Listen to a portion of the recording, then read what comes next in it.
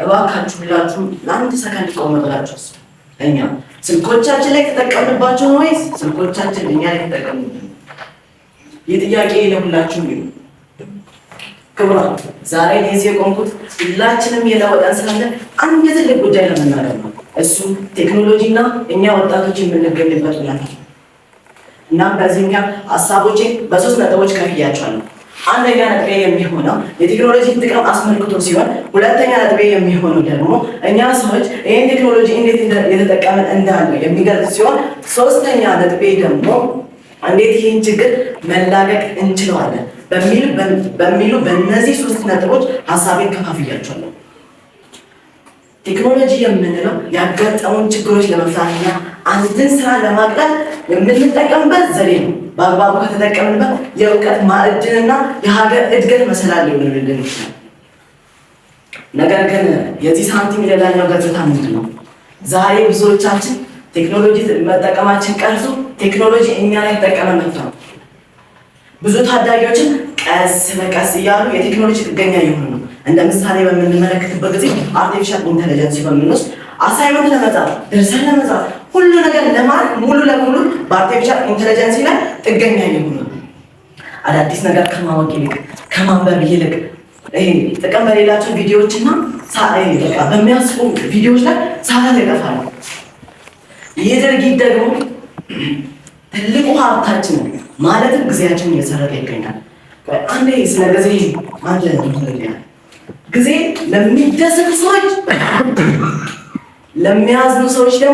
ለሚያዝኑ ሰዎች በጣም ረጅም ነው።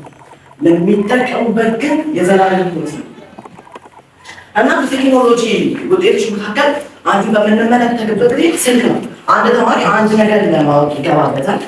ከዛም ይሄ ነገር እንዴ ይላልና እሱ የፈለገው ለምማ ውስጥ ይገባበታል። ግን አስቀኝ በቃ ቪዲዮዎች ይመጡለታል ይገባል።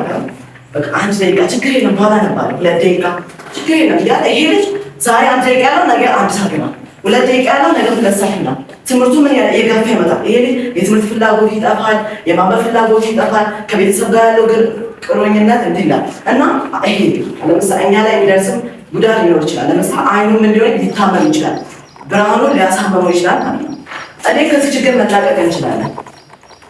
መፍትሄው ቴክኖሎጂ ሙሉ ለሙሉ መላቀቅ ሳይሆን ማንን እየመራው ነው ሲል ይጀምራል። ቴክኖሎጂ ዘመናችን ግዴታ ነው። አንድ አባባል ላስታውሳችሁ ነው። ሹፌሩ መኪናዋን ይነዳዋል እንጂ መኪናው ሹፌሩን አይነዳውም እንደሚባለው እናንተ ቴክኖሎጂን መምራት እንጂ መመራት የለባችሁ። ሁለተኛ ማድረግ ያለባችሁ ነገር ፕላን ማውጣት። ዛሬ ምንድነው ማድረገው ከበሳ ምንድነው ማድረገው በሚሉ ነገሮች ፕላን አውጥታችሁ ማዘጋጀት አለባችሁ ማለት ነው። የሆነ ታሪክ እንገራችሁና እጨርሳለሁ። አንድ ተማሪ ነበር ወደ ትምህርት ቤት ይላል ያረፍዳል። ከዛ ውጪ ያደርገዋል። አርፍዶ እያለ አስተማሪ ያባራል። ፊዚክስ አስተማሪ ነበር። ውጪ ያመለክተዋል። አስተማሪው ጥያቄዎችን ይገባል። ተማሪው አስተምሮ ተማሪ ደግሞ አስተማሪ ይወጣል። ተማሪው ይገባል። ተማሪው በፍጥነት ቶሎ ጥያቄዎችን ይጽፋል። አርፍዶ ነበር የመጣው። ወደ ቤት ይላል። ቅዳሜ ጠዋት፣ ቅዳሜ ከሰዓት፣ ቅዳሜ ማታ ሲለፋ ያለው እስከ እሑድ ሲለፋ እሑድ ማታ ላይ አንዳንድ ጥያቄ ያገኛል።